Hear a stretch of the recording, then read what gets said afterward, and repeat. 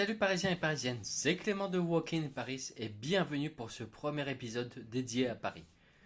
On se retrouve aujourd'hui pour connaître l'origine du nom Paris et ses différents surnoms.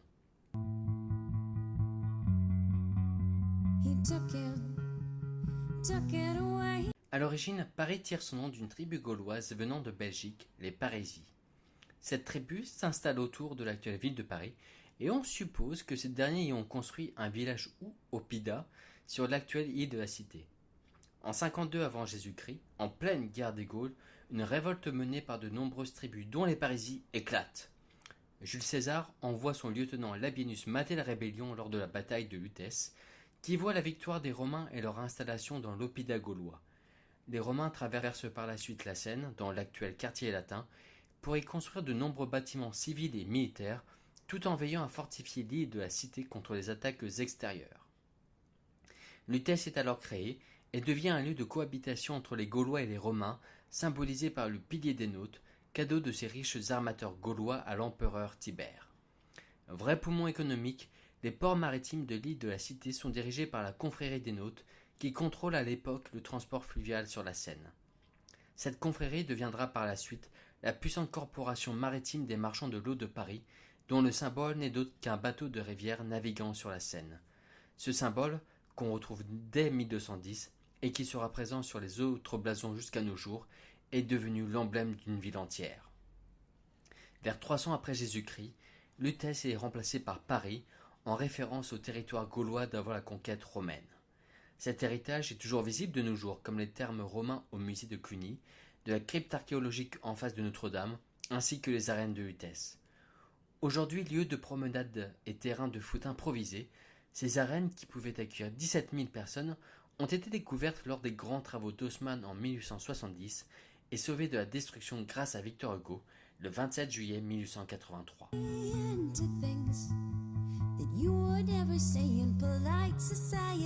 En 1795, en pleine Révolution française, une loi transforme les 48 districts parisiens en 12 arrondissements.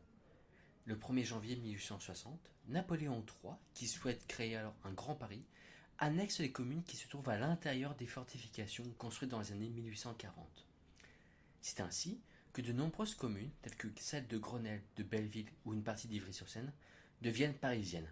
Nous passons alors de 12 à 20 arrondissements. Cette même année, le maire de Passy va façonner l'actuel numérotage des arrondissements pour un motif pour le moins surprenant et cocasse.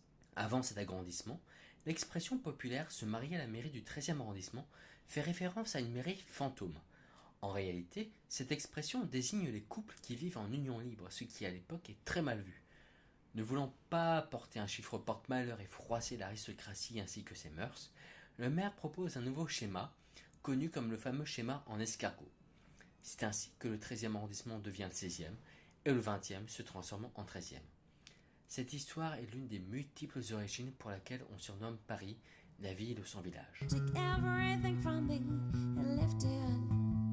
De nombreuses histoires sont contées sur l'origine du surnom la ville lumière, mais celles qui reviennent le plus souvent sont les suivantes. Nous sommes à Paris, en 1667. La criminalité est omniprésente dans les rues de la capitale. Louis XIV, ou le roi Soleil, demande à son lieutenant général de la police, Gilbert Nicolas de la Reynie, de trouver une solution face à ce fléau. Le lieutenant général, fondateur de la police moderne, a alors l'idée pour dissuader rôdeurs et criminels de sévir d'éclairer les grands axes ainsi que les rues à proximité par de grandes lanternes à bougies, d'où le surnom de ville lumière.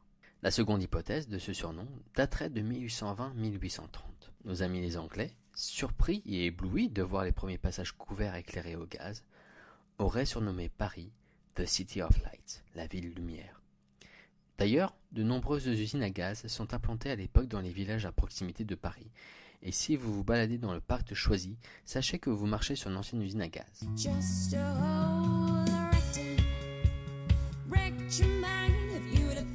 Lorsqu'on découvre la place Vendôme et la rue de la Paix, on se trouve dans le sanctuaire de l'élégance parisienne qui a vu la haute couture se développer véritablement dans les années 1850.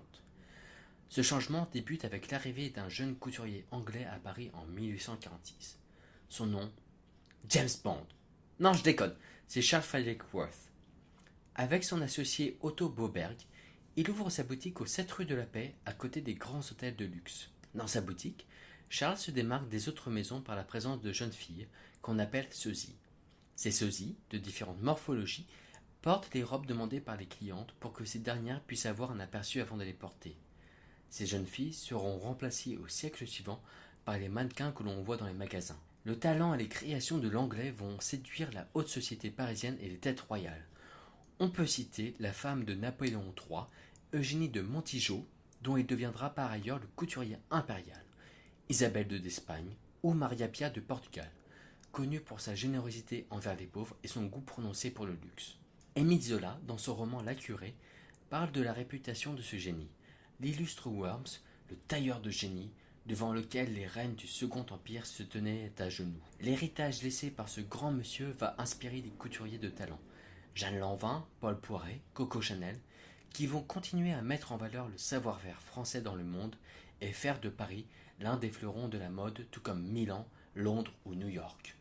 Nous voici arrivés à la fin de cet épisode et avant de partir, je tenais à te faire découvrir Parisien Parisienne, le groupe francilien Crispy Bubble avec son titre Lights Out, le lien est dans la description. Si cette vidéo t'a plu, tu peux aimer, t'abonner à la chaîne et pourquoi pas me rejoindre sur Facebook.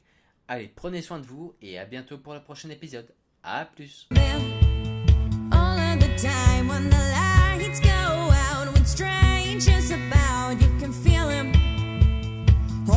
Down, that was a lie.